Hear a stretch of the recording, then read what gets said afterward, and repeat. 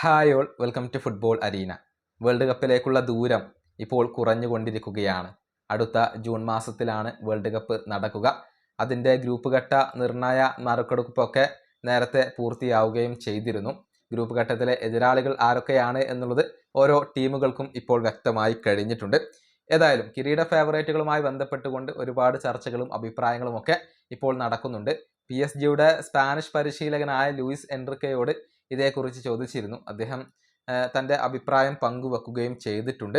അതായത് തൻ്റെ രാജ്യമായ സ്പെയിൻ ഇത്തവണത്തെ വേൾഡ് കപ്പ് നേടുമെന്നാണ് താൻ പ്രതീക്ഷിക്കുന്നത് എന്നാണ് ലൂയിസ് എൻറിക്കെ ഇപ്പോൾ പറഞ്ഞിട്ടുള്ളത്. ഇനിയിപ്പോൾ സ്പെയിനിന് നേടാൻ സാധിക്കുന്നില്ലെങ്കിൽ പിന്നീട് പോർച്ചുഗൽ നേടട്ടെ എന്നാണ് അദ്ദേഹം പറഞ്ഞിട്ടുള്ളത്. അതായത് ഫസ്റ്റ് പ്രയോറിറ്റി വരുന്നത് തൻ്റെ രാജ്യമായ സ്പെയിൻ തന്നെയാണ്.